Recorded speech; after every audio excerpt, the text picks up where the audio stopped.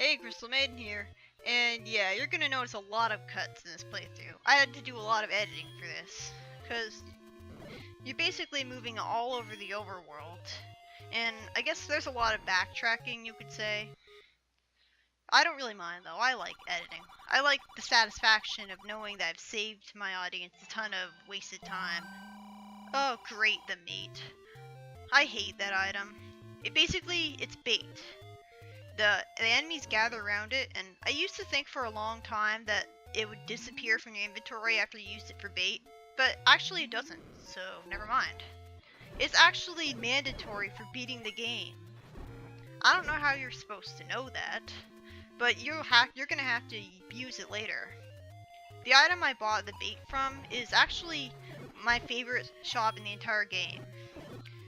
And if you took a look at the blue ring that was being sold, you'll know why.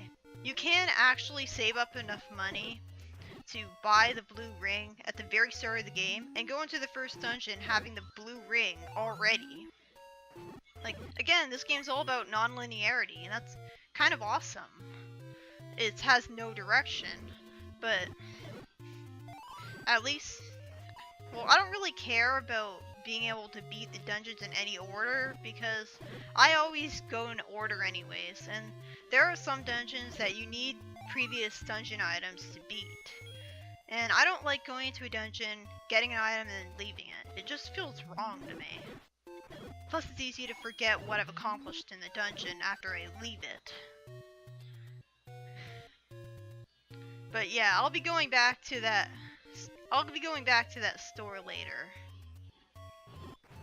Awkward cut there because I had to start a new recording session, and here we go.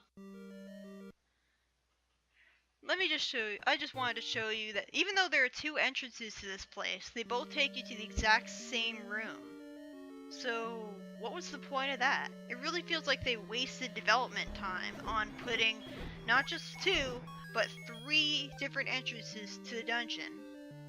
And they all lead to the same room. I mean, it could have been interesting dungeon design if they had, like, 3 different entrances and you had to switch between them. And there are plenty of exits to the dungeon.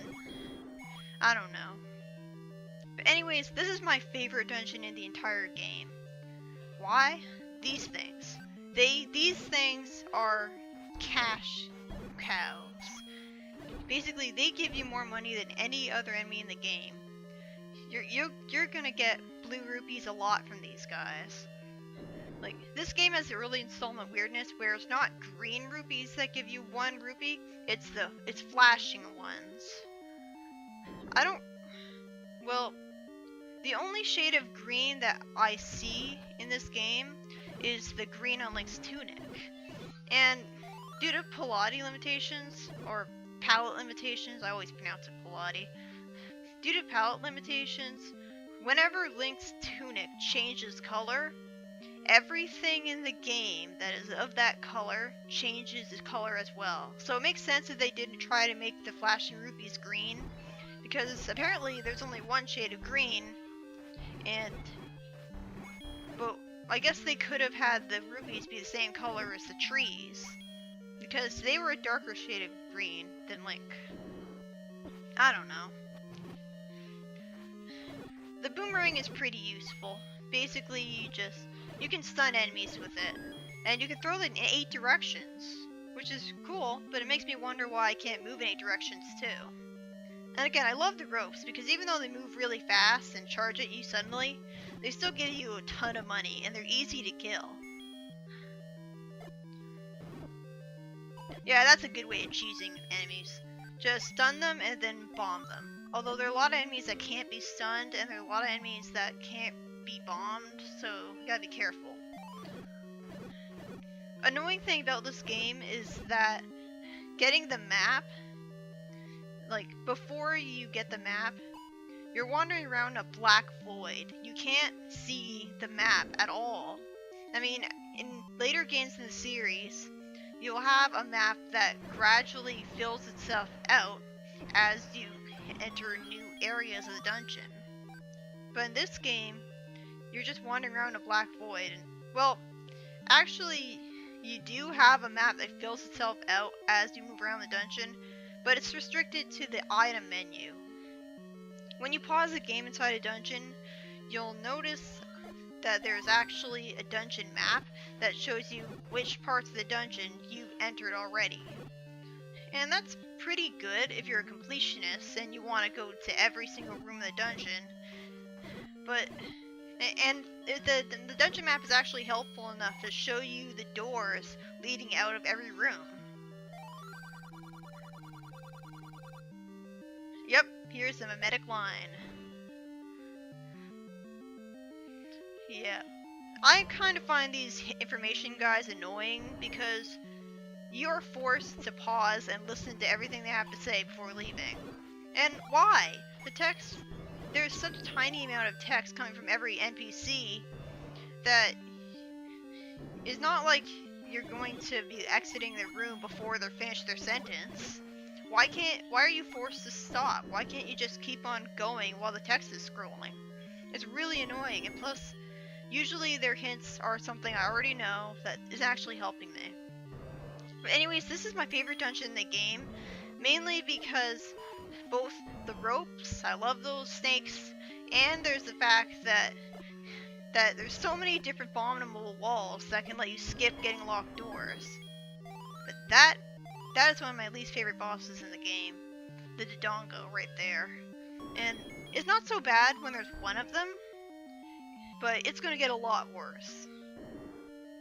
When you bomb them, and when you miss, basically you have to put the bomb exactly in their mouth, facing them, but they move in unpredictable ways, so you can't predict where they're going to be. And they can easily run into you while you're trying to put bombs in their mouth, and that's really annoying. And it's especially annoying because sometimes you're going to be facing 3 of them at once. And it's very, very easy to run out of bombs while you're trying to defeat 3 Dodongos at once. Yep, non-linearity. You can access the 8th dungeon in the game that early.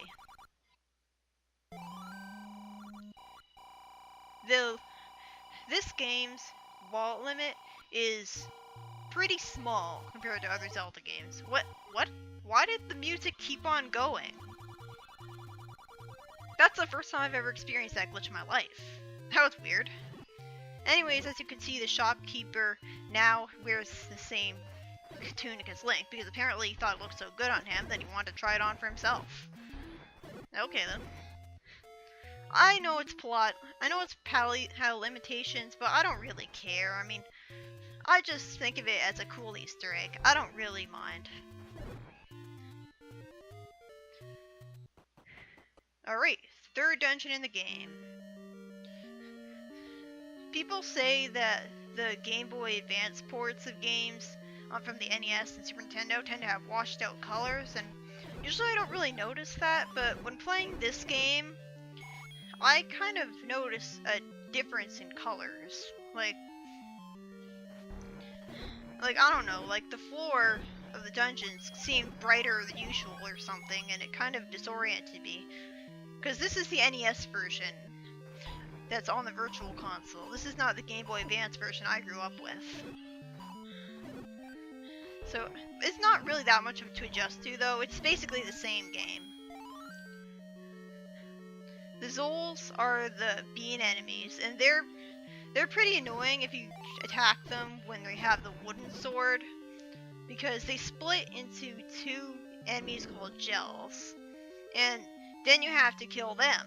And thankfully they die in one hit, but still, they move all over the place, and the Zols are just really satisfying to kill in one hit with the upgraded sword. Like, there's 3 swords in the game: the magical sword, the white sword, and the wooden sword, which, if you know what you're doing, you never have to use in a dungeon at all. And that's a cool thing about Zelda 1. It's not necessarily the fact that you can complete the dungeons in almost any order, it's the fact that you can go anywhere in the overworld that you want, and get all its secrets, and even buy a whole bunch of items, some mandatory and some not, and you don't have to get them from the dungeons. The raft will become useful later. The dark nuts are really annoying, especially considering, again, how the combat is in this game. At least they're restricted to moving in only in 4 directions, though.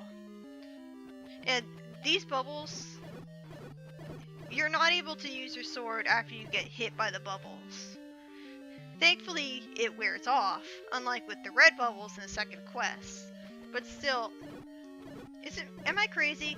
Or am I the only one who hates the bubbles a lot more than the dark nuts? Because the bubbles are invincible, alright? I mean, with the dark nuts, you can just easily kill them by using bombs. And sure, they move all over the place, and so it's easy to miss the bombs. But if they're in a swarm, then you're pretty much guaranteed to kill them with those bombs anyways. I mean, they don't die in one hit for the bombs, so you have to use a lot of them. But if you have to fight a whole bunch of blue dark nuts, it can be pretty useful. Why, yes I did. Let me show you. Yeah. Anyways, maybe it's because I've played this game for a really long time, but I'm completely used to the combat of this game. Like, I don't find dark nuts to be that big of a problem. You attack them from the side or from the back, and you anticipate where they're gonna go. It just, I hate these guys. Why do they have to make you stop every time you go into the room? And obviously, if you attack them, fire shoots at you. So, it's kind of cathartic, but the game punishes you for it. I don't like it when the game punishes you for cathartic stuff, you know? It's always satisfying getting the map. It's always satisfying getting stuff like the map and the compass and items, all sorts of stuff.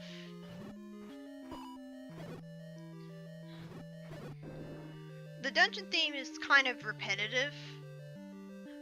Like, I prefer the background part of it, you know, the part that's not nearly as in focus.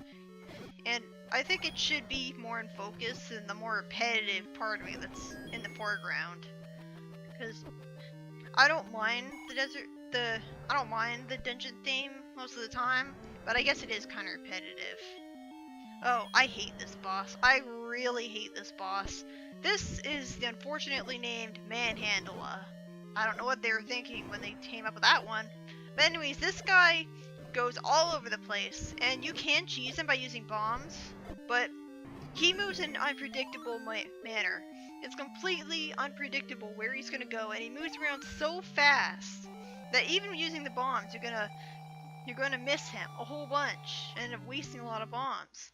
And hitting him with the pedals, it takes longer because you have to hit every individual pedal multiple times. I hate that guy. Well, that was a waste of a secret. And a waste of development time. Like, you already have one gambling guy. Why do you need more than one? Yep. Actually, there's only 2 instances in the whole game where you need to use the raft. And you don't even need to use the raft here. Saving again. Isn't it great how you can save wherever you want? That's something I really hate about later Zelda games, is that you can't save wherever you want for absolutely no reason whatsoever. Because convenience? What's that? Anyways, the cool thing about this game is that you can buy keys. And no other game lets you do that. And these keys actually carry over to any dungeon in the game. It's not just restricted to one dungeon. And, well, I'd say that you can cheese past puzzles, but you really can't, because the puzzles aren't really that difficult. See you for the next part.